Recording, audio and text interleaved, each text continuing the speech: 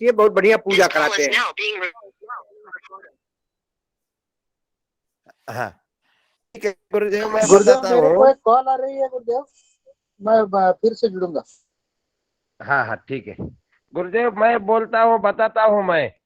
कौन सी भी पूजा करने के पहले संकल्प करना पड़ता है।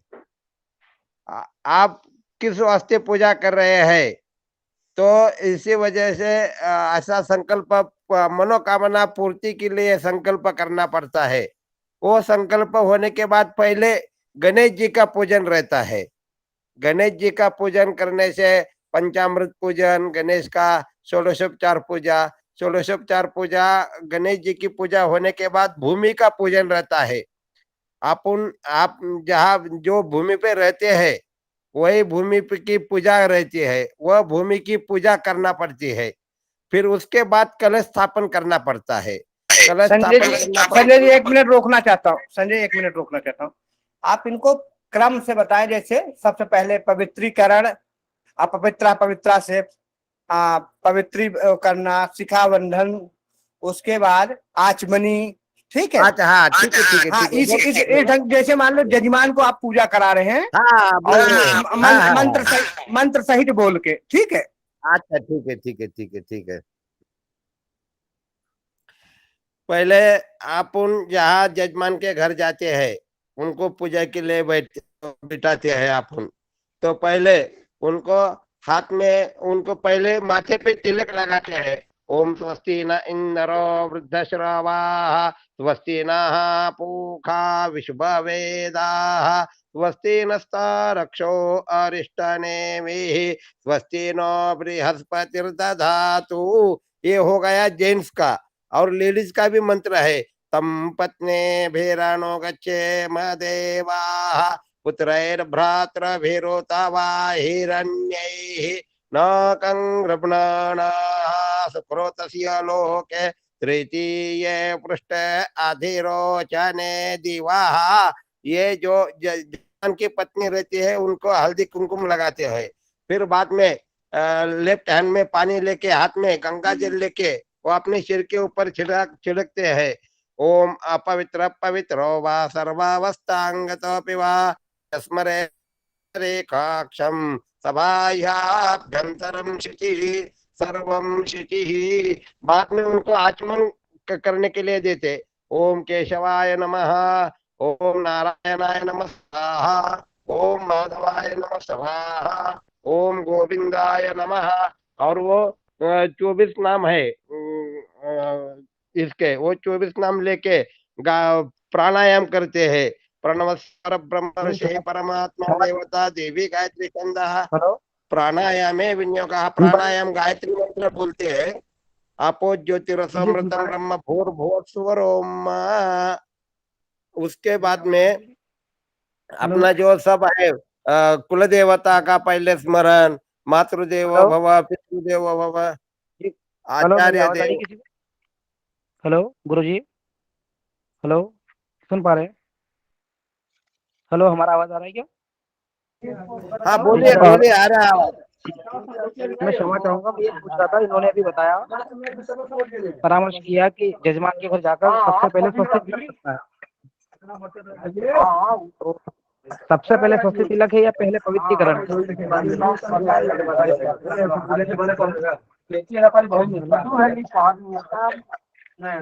जी गुरु जी, पहले पवित्रीकरण आचमन कहते हैं, पहले स्वस्ति तिलक? जो बोल रहे एक बहुत आवाज आ रहा है।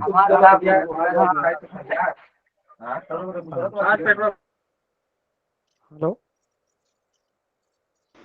मैं जानना चाह लड़ाई रहा नहीं था। करना है। बोलने से पहले आप लोग हैंड शेक करेंगे तब बोलेंगे, सबको ऐसे नहीं बोलना है। जिनको बोलना है पहले हैंड शेक करेंगे। आप लोग बार बार बोलते तो ऐसे होता है पंडित नहीं बोल रहे, कोई कौवा गुगार हो रहा है। जिनको बोलना है पहले हैंड शेक करेंगे, फिर अनुमति लेंगे तब बोलेंगे। ठीक है, बोलिए संजय जी। जिनको बोलना है वो हैंड शेक करें फिर हाँ बोले।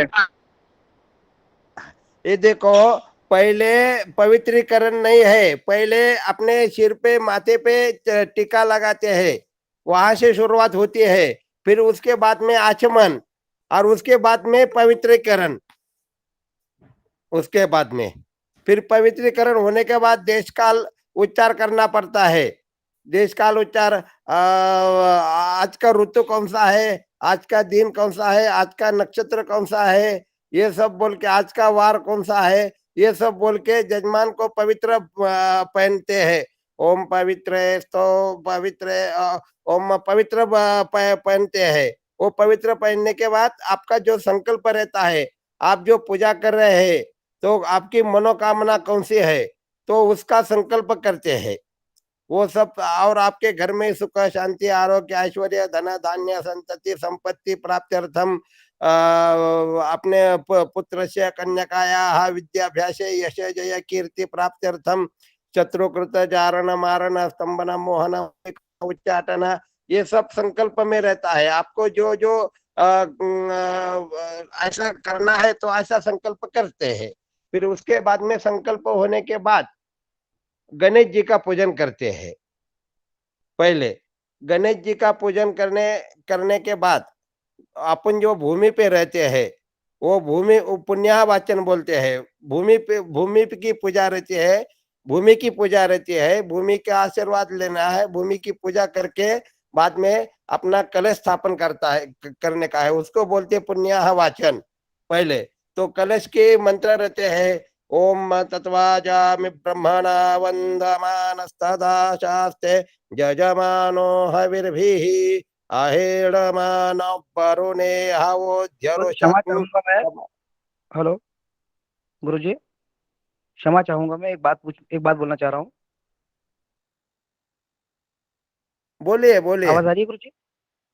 गुरुजी, कालिका मंदिर से आपको बोलने के मौका दिया जाएगा। पहले इनका संजय जी को जो है ना, फिर आपको नहीं, मैं एक बार सोच रहा था कि आपको एक बार मैं अपना क्रम बताऊं थोड़ा सा। गुरुजी प्रणाम, प्रणाम गुरुजी। जी जी।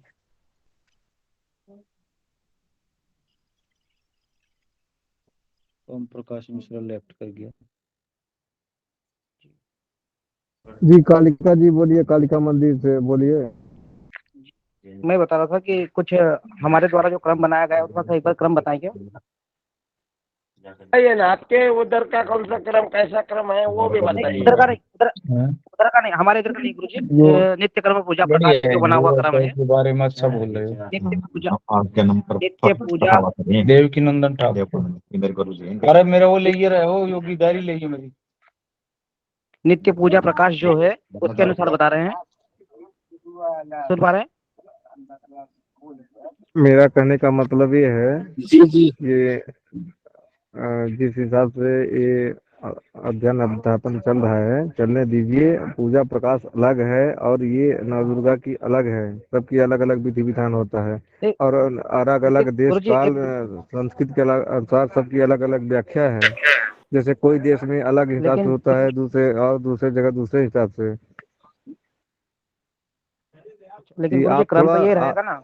जी गुरुदेव, थोड़ा आपको लास्ट में विस्तार पूर्वक आपको समझाया जाएगा और आपका प्रश्नावली भी पूरा अच्छे से लिया जाएगा। मेरा कहने का मतलब ये है कि बाधा नहीं उत्पन्न होनी चाहिए। जिस क्रम से चल रहा है चलने दीजिए, कि पूरा होने के बाद में समय दिया जाएगा आपको भी और भी गुरुदेव जन को दिया जाएगा। थोड़ा ये मतलब कि बुरा लगता है और कुछ नहीं, और इसके लिए मैं क्षमा प्रार्थी हूँ। जी संजय गुरुदेव जी, आप शुरू करें और जिनका भी प्रश्न है वो उनको दिया जाएगा समय और उत्तर भी दिया जाएगा।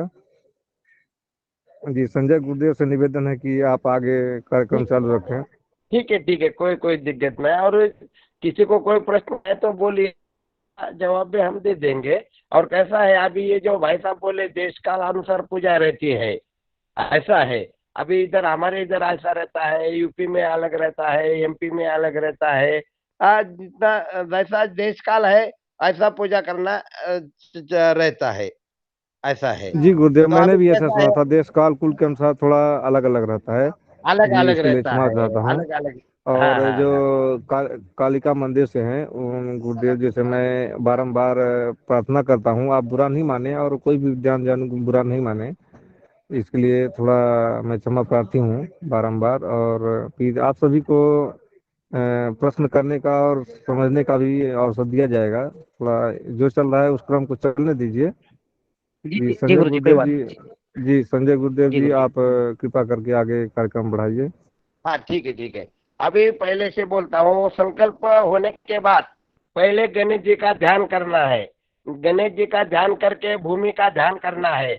बाद में जो अपने पास छोटा कलश रहता है, अपन पानी लेते हैं भगवान को चढ़ाने के लिए, उसकी पूजा रहती है।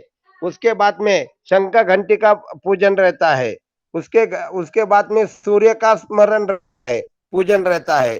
सूर्य का पूजन होने के बाद फिर बाद में न्यास रहते हैं कि कौन सी पूजा कर रहे हैं। माता जी की पूजा कर रहे हैं तो शुरू ने गौरा वो इसके न्यास रहते हैं। शिव जी की पूजा कर रहे हैं तो मनोज ज्योति जो कथा वो न्यास रहते हैं। विष्णु का पूजन कर रहे हैं तो पुरुष सूक्त के न्यास रहते हैं। माता जी का पूजन कर रहे हैं तो श्री सूक्त के न्यास रहते हैं। फिर ये न्यास करके सब अपना देह शुद्धि करके गणेश की पूजा, गणेश जी की पूजा करके अपना जो पुण्य वाचन बोलते हैं।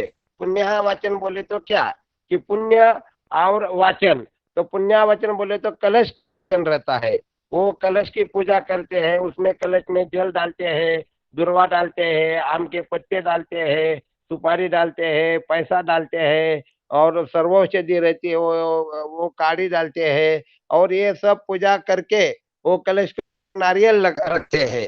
फिर नारियल रख के वो गंगा जो जितना गंगा है उसका नाम मंत्र से उसका आवाहन करके गंगा का पूजन करते हैं। वो कलश हो गया है। वो कलश का पूजन होने के बाद जो जजमान आप बैठे हैं उनके माथे पे 3 बार कलश लगाते हैं। पुण्याहम भवंतो ब्रवंतो, अस्तु पुण्याहम कल्याणम भवंतो ब्रवंतो। तो ये 3 बार कलश लगाते हैं। तो ये इसके बाद में 108 प्रकार के आशीर्वाद रहते हैं। शांति रस्तु, पुष्टि रस्तु, तुष्टि रस्तु। कि आपने घर में क्या चाहिए? शांति चाहिए, पुष्टि चाहिए, तुष्टि चाहिए, धन चाहिए, धान्य चाहिए, धन धान्य समृद्धि रस्तु, इष्ट संपदस्तु। और जो बुरा है यत पापम बोले तो पाप, रोग, अशुभ, अकल्याण हमारे घर से दूर होना चाहिए। ये हमारे घर के अंदर नहीं रहना चाहिए, तो ये दूर होना चाहिए। तो ये हो गए 108 प्रकार के आशीर्वाद। तो उसके बाद में 5 आशीर्वाद रहते हैं। पुण्या हम भवंतो ब्रवंतो बोले तो मेरे को भगवान ने ये जो जन्म दिया है तो इस जन्म में मेरे हाथ से पुण्य घटना चाहिए, अच्छे अच्छे कर्म मेरे हाथ से घटना चाहिए। ये हो गया पुण्य। हम 5 प्रकार का आशीर्वाद आशीर्वाद रहते हैं। ये पहला हो गया। दूसरा आशीर्वाद कल्याण, तो कि ये मेरे को भगवान ने जो जन्म दिया है तो ये जन्म में मेरे हाथ से कल्याण होना चाहिए। कल्याण बोली तो क्या, जो गरीब गरीब रहते हैं उसको कुछ खाना पीना देना। अभी जिसके पास शादी करने के लिए पैसा नहीं रहता है उसको मदद करना, किसी को भी मदद करना, उसको बोलते हैं कल्याण। तो भगवान को बोलने का है ये मेरे को प्राप्त होने दे, कल्याणम भवंतो ब्रवंतो। उसके बाद में रिद्धिम भवंतो, तो रिद्धि बोले तो क्या, रिद्धि बोले तो पैसा। तो ये सब करने के लिए मेरे को पैसा तुमने आशीर्वाद और पैसा मेरे को दे दे, रिद्धिम भवंतो ब्रवंतो। उसके बाद में ये हो गए 4। उसके बाद में 5वां है स्वस्तिम भवंतो ब्रवंतो।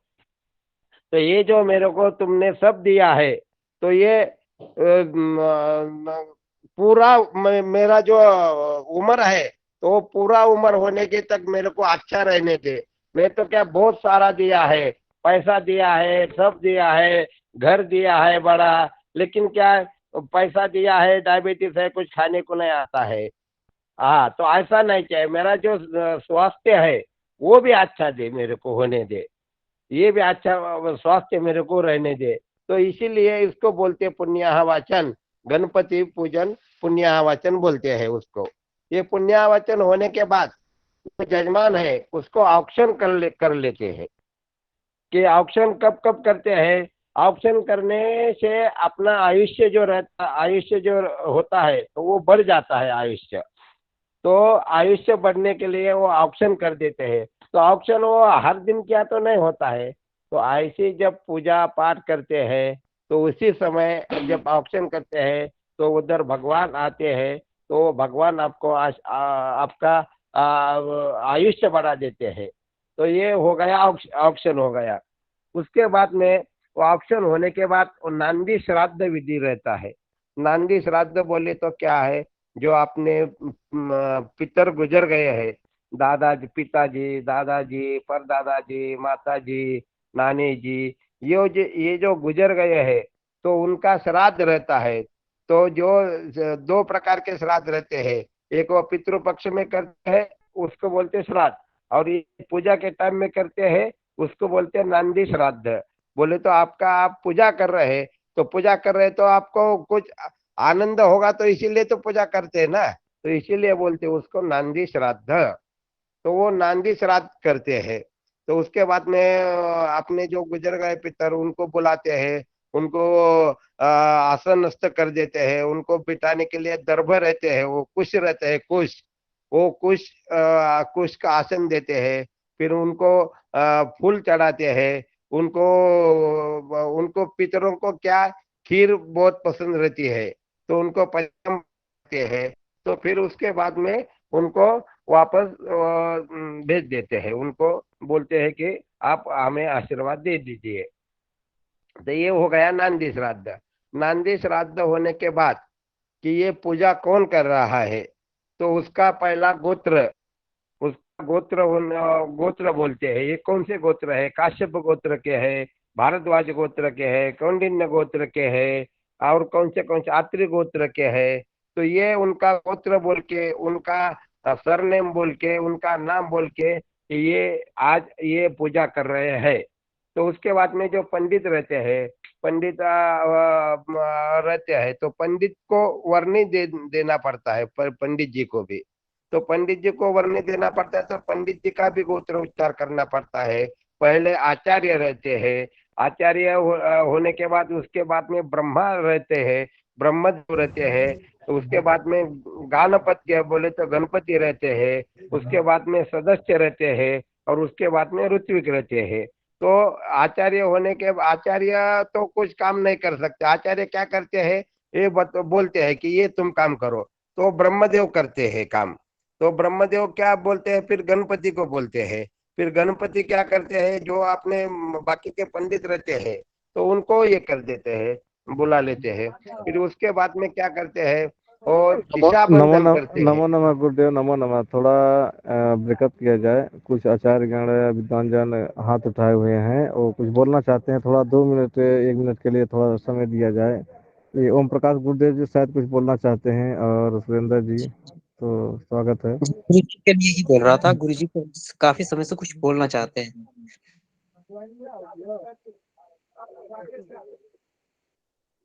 गुरु जी नहीं, ऐसा है ना, ये अभी जैसे संजय जी ने बोल दिया, तो जैसे मान लो किसी को कोई लगता है कि नहीं यहाँ गलत है, तो आप लोग अपने नोट कर लीजिए, हैंड शेक कीजिए, बारी बारी से बोलो। इसलिए आपकी ये रिकॉर्डिंग जाती है, और रिकॉर्डिंग में ऐसे शोर मचाना ना थोड़ा अच्छा नहीं लगता। तो अब इसको बाद अगर कालका मंदिर वाले आचार्य जी हैं तो उनको अवसर दिया जाए, फिर बारी बारी से सबका सुना जाएगा, क्योंकि आप लोग अलग अलग प्रांतों से हैं, अलग अलग जगह अलग अलग ढंग से पूजा होता है, और हमारा मतलब यही है कि सबके ढंग से। मैं ही बोल देता, ये जो संजय जी बोल रहे हैं इसको मैं ही बोल देता, लेकिन अब हमारे यहाँ क्या हो रहा है, आपके यहाँ क्या हो रहा है, तो इसलिए अलग अलग लोगों सबको मौका देंगे। सब आचार्य हैं, बारी बारी से, ठीक है। आज नहीं होगा, कल भी मौका दिया जाएगा। तो ठीक है, कालका मंदिर से आचार्य हैं, वो बोले, उसके बाद और लोग बोले। नहीं है गुरुदेव, और शायद दुखी होके उनको बुरा लगा और निकल गए। चले, और कोई बोलना चाहते हैं वो बोले, लोग सब लोग। हाँ, नहीं, ऐसा कोई नहीं है, और कोई बोलना चाहते हैं तो बोल सकते हैं, कोई दिक्कत नहीं, ऐसी कोई बात नहीं। बस यही है, बारी बारी से बोले किसी में, ताकि दिक्कत न पड़े। पहले हैंड शेक कर ले, फिर आपको अवसर मिलेगा, या नोट कर लो जहां आपको लगता है ना कि जहां दिक्कतें हैं वहां नोट कर लो। आज नहीं मौका मिलता तो कल की क्लास में बातें होंगी, ठीक है, लेकिन बीच में बोलना अच्छा नहीं पड़ता जी। और एक निवेदन और है संजय गुरुदेव जी से, कि आप ये भी थोड़ा कृपा करके ध्यान दें। जैसे कोई हाथ उठाता है तो आप ध्यान रखिए, और थोड़ा उनके प्रश्नावली का तवासर दिया जाए कि वो किस लिए हाथ उठाए हैं, क्या चाहते हैं, कुछ बोलना चाहते हैं। तो ऐसे 10-5 सेकंड के लिए मतलब रुका जाए, ध्यान थोड़ा आप रखिए जी, और आगे का कर चालू रखिए। नमो नमः।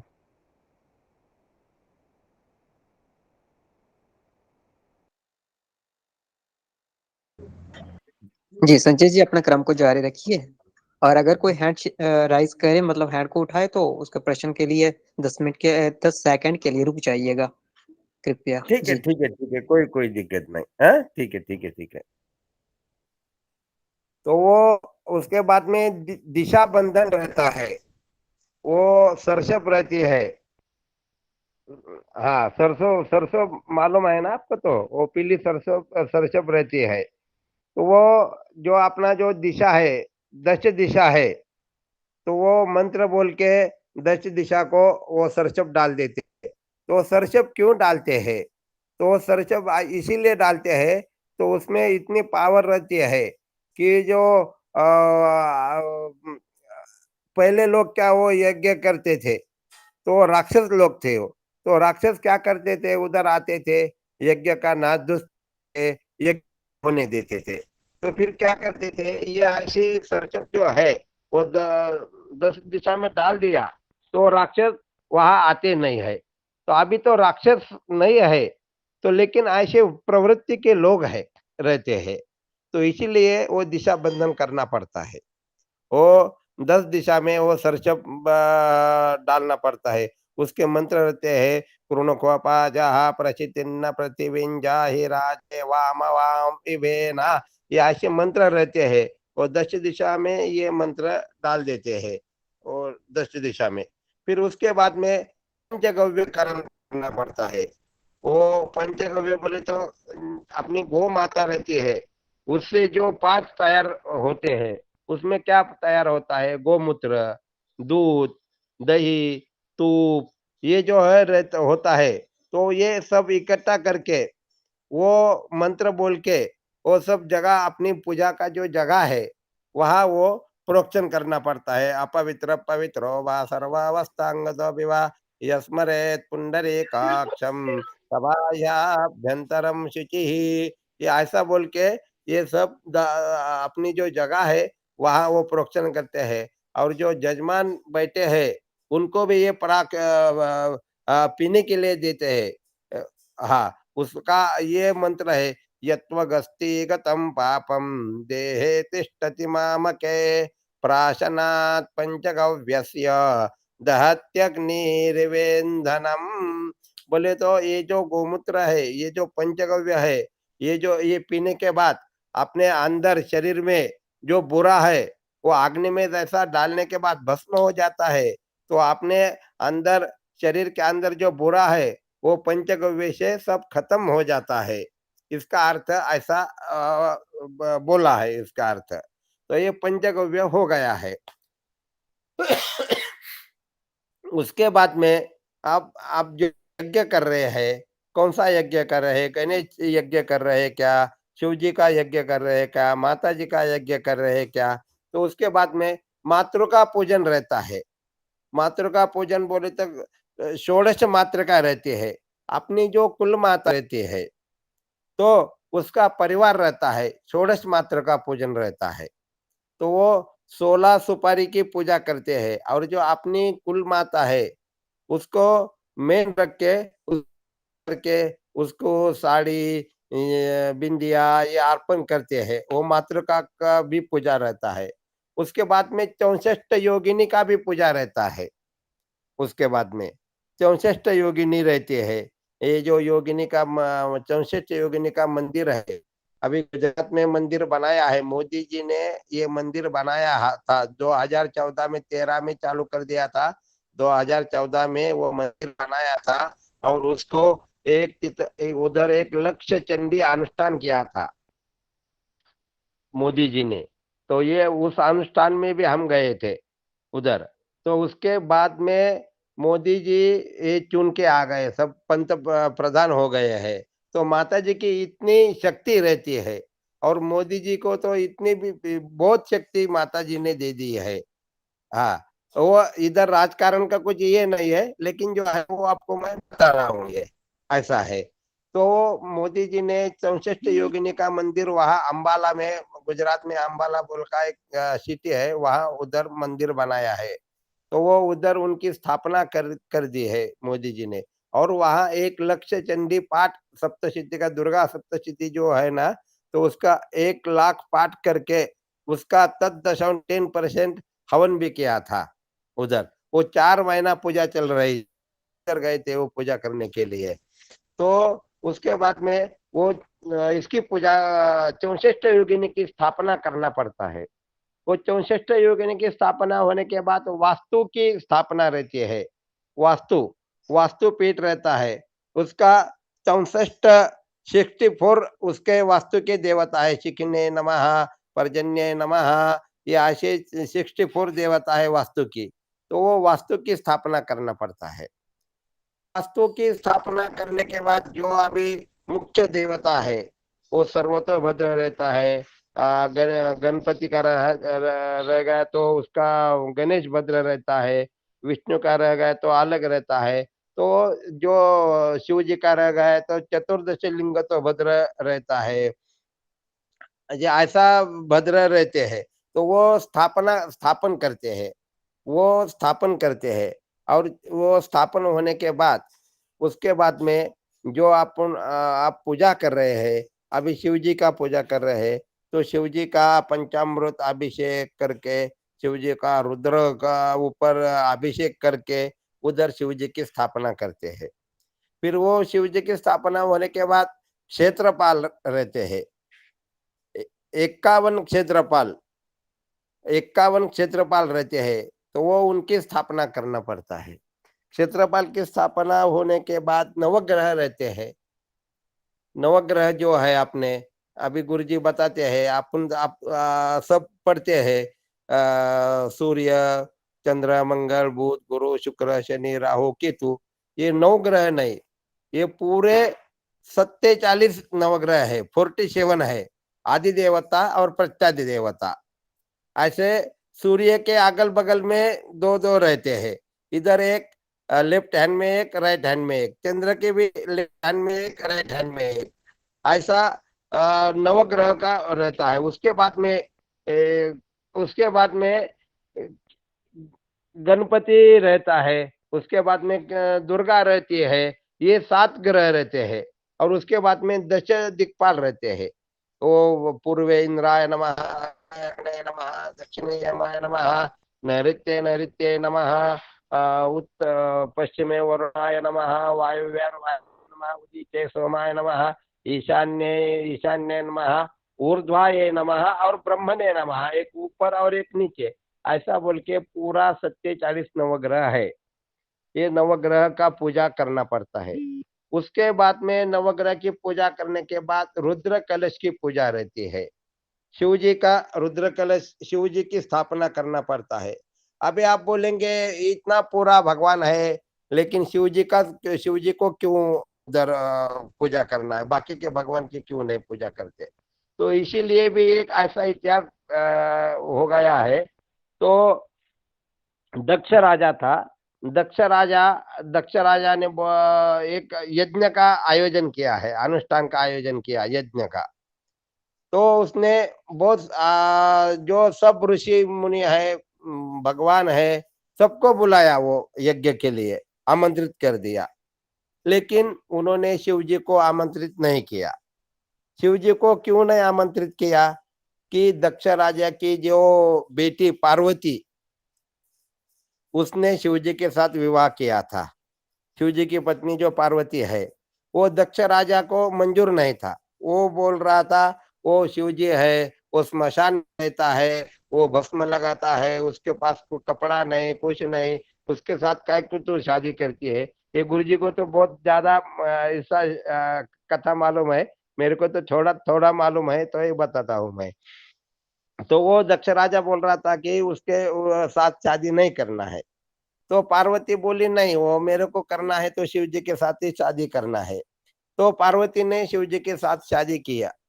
तो दक्ष राजा को ये पसंद नहीं था, तो इसीलिए दक्ष राजा ने शिव जी को उधर बुलाया नहीं वो यज्ञ के लिए। तो पार्वती को समझ गया कि मेरे पिताजी बहुत बड़ा यज्ञ कर रहे हैं। तो वो अपने पति को बोली कि मेरे पिताजी यज्ञ कर रहे हैं और अपन उधर वो यज्ञ के लिए जाएंगे। तो शिव जी को तो मालूम था, शिव जी को मालूम था कि यज्ञ कर रहे हैं, लेकिन शिव जी को आमंत्रित नहीं किया था उन्होंने। तो वो क्या बोले, वो उन्होंने सबको आमंत्रित किया और अपने को आमंत्रित नहीं किया, और बिना आमंत्रित करने से जाना उचित नहीं रहता है। तो शिव जी बोले नहीं, जाने का नहीं है। तो पार्वती को लगा क्या मेरे पिताजी बहुत बड़ा यज्ञ कर रहे हैं और शिव जी नहीं आ रहे हैं। तो वो पार्वती ने हट्ट कर दिया कि नहीं, उधर जाने का है, उधर जाने का है। तो पार्वती ने कर दिया है। कैसा रहता है, पत्नी के हट्ट के पीछे कुछ नहीं ये हो जाता है, जाना ही पड़ता है। वो 3 हट्ट बहुत ये रहते हैं। एक बाल हट्ट, बोले तो छोटा बच्चा जो हट्ट करता है, वो बोलता है नहीं मेरे को ये गाड़ी चाहिए, नहीं तो वो रोता है, मस्ती कर देता है, ऐसा कर देता दिया, तो वो हो जाता है। बाद में हट्ट हट्ट अपन ने उन्होंने जो मांगा अपन ने नहीं दे दिया, तो गुस्सा हो जाता है। तो फिर अपन ने बोला ना कि चाय बनाओ, तो फिर चाय में शक्कर कम होती है, ये होता है। तो अपन समझ जाने का उसी टाइम में कि ये उनका हट्ट पूरा नहीं हो गया है।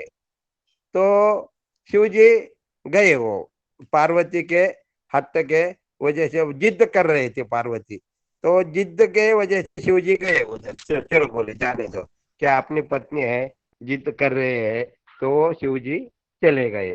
तो जिद के वजह से किधर भी जाना पड़ता है। तो शिव जी उधर गए। शिव जी उधर गए तो क्या है, शिव जी का दक्ष राजा ने अपमान कर दिया है। शिव जी को बिठा बैठने के लिए आसन नहीं दिया, कुछ नहीं दिया। तो फिर वो पार्वती को गुस्सा आ गया है। पार्वती को गुस्सा आ गया है तो पार्वती ने क्या कर दिया, जो हवन कुंड चल रहा था उसमें वो उड़ी मार दी, ऐसी जला दिया, आपको भस्म कर दिया है। तो शिव जी को गुस्सा आ गया, शिव जी को गुस्सा आ गया। तो उन्होंने क्या कर दिया, अपनी जो जटा है वो जमीन के ऊपर नीचे गिरा दी और उसमें राक्षस निकल गए। वो तो राक्षस निकल गए तो वो क्या कर रहे हैं, वो सब यज्ञ कैसा रहता है, राक्षस बोले तो बुरे लोग, और बुरे लोग आ गए तो क्या करेंगे, उधर बुराई करेंगे। वो क्या अच्छा करेंगे क्या। अपने दोस्त कैसे रहते हैं, एक दोस्त अच्छे रहते हैं, कोई लोग बुरे दोस्त है। अच्छे लोग के साथ गए तो अच्छा हो जाता है, और बुरे लोग के दोस्त के साथ गया तो बुराई बन जाते हैं अपन। तो उधर राक्षस आ गए तो राक्षस और यज्ञ का सब नाश कर रहे हैं। तो अभी सब भगवान बोले अभी वो शिव जी को शांत कैसा करना है। एक तो शिव जी को गुस्सा आता नहीं, और जब गुस्सा आया तो वो रुकते नहीं। तो फिर सब भगवान शिव जी के पास गए और शिव जी को बोले, शिव जी तुम शांत हो जाओ। और उन्होंने शिव जी को वरदान दे दिया, जब भी जब जब कलयुग में यज्ञ हो जाएंगे वहां आपकी स्थापना कर दी जाएगी। वहां अपनी स्थापना नहीं कर दिया तो यज्ञ सफल नहीं हो जाएगा। तो इसीलिए कौन सा भी यज्ञ हो गया तो शिव जी का स्थापन उधर करना पड़ता है, नहीं तो वो यज्ञ सफल नहीं होता है। तो शिव जी की स्थापना करके यज्ञ चालू करते हैं। तो फिर उसके बाद में हवन रहता है। अभी हवन बोले तो नवग्रह का हवन रहता है, उसकी भी संख्या रहती है। उसकी पहले जो अपने नवग्रह है तो उसका एक बार मंत्र, ये जो आकृष्णेन रजसा वर्तमानो निवेशयन् नम्रतं मर्त्यं च हिरण्येन सविता रथेन देवो याति भुवनानि पश्यन् स्वाहा, ऐसा बोल के उनकी संख्या है। तो एक मंत्र का 8 बार हवन करना पड़ता है नवग्रहों का। फिर उसके बाद में जो आदि देवता प्रत्यय देवता है तो उनका 4 बार हवन करना पड़ता है। और उसके नीचे जो गणपति ये जो है तो उनका 2 बार हवन करना पड़ता है। और ये जो दश दिक्पाल है तो उनका 1-1 बार हवन करना पड़ता है। ऐसा क्रम से लेना पड़ता है, 8 4 2 1। और उसके बाद में जो अपन मुख्य देवता है अपनी जो मेन जो है, अभी माता जी के कर रहे हैं तो दुर्गा सप्तशती का पाठ का हवन रहता है। वो दुर्गा सप्तशती का पाठ का हवन करना है। तो उसमें क्या क्या रहता है, उसमें तिल रहते हैं, जौ रहते हैं, और माता जी को खीर अच्छी लगते हैं, वो खीर का हवन करते हैं। उसके बाद में पान डालते हैं, नींबू डालते हैं, लवंग डालते हैं, गन्ना डालते हैं, और कमल काकड़ी भी डालते हैं। वो सब अलग अलग हवन रहता है। गणेश जी का रहेगा तो मोदक का हवन रहता है। हाँ, तो फिर उसके बाद में ये हवन होने के बाद बलि और क्षेत्रपाल रहता है। तो क्षेत्रपाल क्या रहता है, वो अपना जो क्षेत्र है उसका रक्षण करता है। तो एक दिया और भात और वो दही लेके उसकी पूजा करके वो अपने घर के बाहर रखते हैं। तो क्षेत्रपाल बोलते हैं। तो वो घर का रक्षण कर देता है। क्षेत्रपाल बोले तो अपना क्षेत्र का रक्षण, जैसा वॉचमैन अपने घर का रक्षण करता है, तो ऐसा वो क्षेत्रपाल रहता है। तो वो क्षेत्रपाल वो रक्षण करता है। और उसके बाद में पूर्णाहुति होती है। जो काम सब पूर्णाहुति रहती है। बोले तो सब काम वो पूर्णाहुति होने के बाद जजमान को श्रेय दान देते हैं। जजमान पूजा में बैठा है, उसको फल देते हैं, नारियल देते हैं, फल देते हैं उसको। और उसके बाद में उसको अभिषेक करते हैं। वो अभिषेक होने के बाद फिर बाद में बोलते हैं आज का जो हमने कर्म किया है वो सब कर्म भगवान को अर्पण कर देते हैं। तो ये ऐसा पूरा स्टार्ट से एंड तक विधि का ये बताया है मैंने। और कुछ गलत हो गया, कुछ ये हो गया तो सब आप माफ कर दो। बाकी चलो, संजय जी ने अभी तक सबको बड़ा अच्छा बताया। संजय जी, लेकिन भगवती पूजन के लिए बात कर रहे हैं ना, तो जो आपको बताना चाहिए भगवती पूजन के लिए आपने बताया। हाँ। बहुत बढ़िया। लेकिन हाँ, आपने ये किया शंकर जी की पूजा करना है इनका, तो हम भगवती पूजन के लिए कर रहे हैं। कल जो हमारी इसी पे चर्चा चलेगी, कल अमावस्या अच्छा। होगी, तो अमावस्या के भी क्लास नहीं होगा। तो और कोई आचार्य जो अपने एरिया के होंगे उनसे जो है हम समझेंगे कैसे पूजन किया जाता है अलग अलग जगह। ठीक है। और भगवती पूजन साहित्य में कैसे करें और विस्तार से। ठीक है। तो सब लोगों को हर हर महादेव। एक्चुअली हमारे यहाँ भी थोड़ा भाग दौड़ चल रही है, ऑडिट चल रही है, तो मैं भी 2 दिन के बाद आया। कल भी छुट्टी थी, परसों, तो इसलिए मैं रुका हूँ। और मैं कोशिश करता हूँ इस पे बढ़िया से और भी विस्तार से हो, ताकि आम जो हमारी पंडित का ये है, सब लोग अलग अलग जगह जाए। कभी मान लो उत्तर प्रदेश का कोई पंडित महाराष्ट्र जाए, महाराष्ट्र के उत्तर प्रदेश आए तो किसी को कोई दिक्कत ना पड़े। कोई दिल्ली के पंडित बाहर जाए तो किसी को कोई दिक्कत ना पड़े। चले, पंडित जी बोलना चाहते हैं, कोई बोले हैंड शेक है उनका। एक छोटा सवाल था गुरु जी। क्या जो गृह प्रवेश होता है और जो मंदिर में हम लोग पूजा पाठ करते हैं, क्या उसमें पूर्ण आहुति देनी चाहिए या नहीं देनी चाहिए? देखो, पूर्ण आहुति बहुत जरूरी होती है। हर जगह जो है ना पूर्ण आहुति जरूरी है। लेकिन अब हमारा पूजन कैसा है, हाँ। पूजन कैसा है, जहां भी है, अगर हवन हम कर रहे हैं तो हवन के बाद आहुति, पूर्ण आहुति, ऐसा विधान है। लेकिन मान लो हमारा पूजन छोटा है तो वहां लोग, कई लोग अगियार करते हैं, गुड़ घी या कुछ थोड़ी सी सामग्री को जो है ना अग्नि को अर्पित करते हैं। कुछ लोग बेहद यज्ञ है तो फिर बड़े ढंग से होता है। तो अब ये है कि यज्ञ के हिसाब से होता है। जैसे अभी यज्ञों में लोग नारियल जो है हवन सामग्री के साथ पूर्णाहुति में नारियल डालते हैं। तो अगर बड़ा यज्ञ है तभी नारियल डालना चाहिए, नहीं तो नारियल का भी प्रायश्चित होता है। उसमें कम से कम 21 ब्राह्मणों को भोजन तो जरूरी है। ठीक है। अगर ब्राह्मण को भोजन नहीं करा रहे हो आप और सीधा सीधा घर में छोटा सा कथा किए या पूजन किए और लोग देख के जो है कि फला जगह तो नारियल पूर्णाहुति में डालते थे, आपने पूर्णाहुति में किया, तो उसका दोष लगता है। क्योंकि बड़े यज्ञों में आप तो अगर बड़ा यज्ञ कर रहे हैं या कम से कम 20-21 ब्राह्मण को तो जो है भोजन कराएं तभी नारियल करें। तो अलग अलग यज्ञों का अलग अलग विधान है, छोटे यज्ञों बड़े यज्ञों का, इसका भी ध्यान रखना जरूरी है।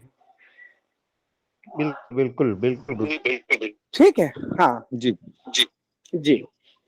अब पूर्णाहुति अगर आप हवन कर रहे हैं तो पूर्णाहुति जरूरी है, चाहे छोटी करो चाहे बड़ी करो।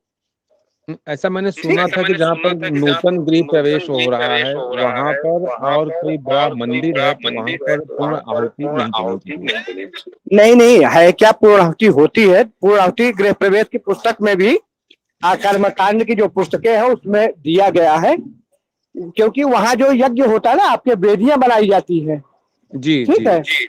हाँ वेदियां बनाई, लेकिन अब यज्ञ कितना बड़ा है आप समझ रहे हो कि पता लगा कि आप गए मंदिर में और आपने दर्शन किया कहीं किनारे पे बैठ के, तो वहां पूर्णाहुति, अगर आपका यज्ञ है वहां भंडारे चल रहे हैं तो आपको पूर्णाहुति बढ़िया कर सकते हैं। इसीलिए क्योंकि उसका दोष होता है ना, जो हमने बताया कि अगर आप पता मंदिर गए दर्शन करने, बड़ी मंदिर है, दर्शन करने गए और आपको वहां नहीं है, सिर्फ आप दर्शन करके आए, तो वहां कहीं कोने में अगर आप कर रहे हो तो वहां पूर्णाहुति करो, तो कम से कम इतना बड़ा भंडारा करो कि कुछ लोगों को भोजन मिले। समझ रहे हैं ना। इसीलिए बड़े यज्ञों में भंडारा निश्चित रूप से किया जाता है। ठीक है, क्योंकि उसका दोष होता है। पूर्णाहुति आप कर रहे हैं तो कम से कम उतने लोगों को भोजन दो। ठीक है, अगर भोजन नहीं दे रहे तो दोष होता है। तो इसीलिए वहां मना किया गया कि आप सिर्फ दर्शन, मान लो बड़ी मंदिर में गए दर्शन करके चले आए और वहां आप पूर्णाहुति किए और भोजन भंडारा नहीं किए तो वो दोष है। ठीक है। जी जी जी। हाँ, तो पूर्णाहुति के मतलब कम से कम ब्राह्मणों को भोजन ज्यादा, बड़े यज्ञों में ज्यादा इसीलिए भोजन दिया जाता है लोगों को, किसी को मना नहीं किया जाता। ठीक है। हाँ गुरुदेव, इनका प्रश्न ये था, उनका प्रश्न कि गृह प्रवेश में पूर्णाहुति करना है या नहीं करना है। उनका प्रश्न अच्छा है। कैसा है, गृह प्रवेश में जो है अभी पूर्णाहुति जो होते हैं ना, तो उसके बाद में वसोर धारा रहती है। पूर्णाहुति में क्या करते हैं, अपन नारियल डालते हैं पूर्णाहुति में, और उसके बाद में वसोर धारा रहते हैं। बोले तो बड़ी ये रहती है वसोर धारा, शुरुआत रहती है, और उसमें घी डाल के वो बाद में पूर्णाहुति होने के बाद वो मंत्र बोलते हैं वसोर धारा। तो गृह प्रवेश में वो वसोर धारा का मंत्र खाली बोलना है। पूर्णाहुति गृह प्रवेश में कहाँ कहाँ करते भी नहीं है। आप बोल रहे हैं वो सही है, कहाँ कहाँ पूर्णाहुति करते नहीं, ये वसोर धारा का मंत्र बोल के घी डालते हैं। ऐसा है, गृह प्रवेश में पूर्णाहुति कहाँ कहाँ नहीं बताई है कि नहीं करना है गृह प्रवेश में पूर्णाहुति। ऐसा है।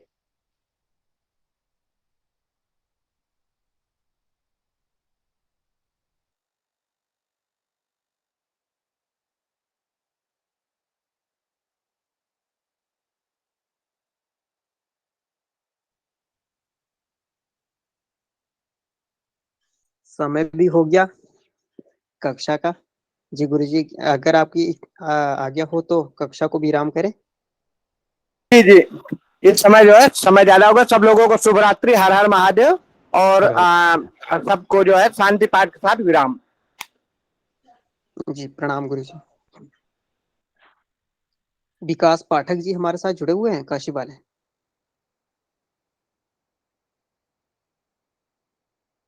जी। हरिः ओम द्यौः शान्तिरन्तरिक्षगुं शान्तिः पृथिवी शान्तिरापः शान्तिरोषधयः शान्तिः वनस्पतयः शान्तिर्विश्वे देवाः शान्ति ब्रह्म शान्तिः सर्वगुं शान्तिः शान्तिरेव शान्तिः सामा शान्तिरेधि सुशान्त्र भवतु। हरिः ओम। सर्वेभ्यो नमो नमः। हर हर महादेव। शुभ रात्रि। राधे राधे।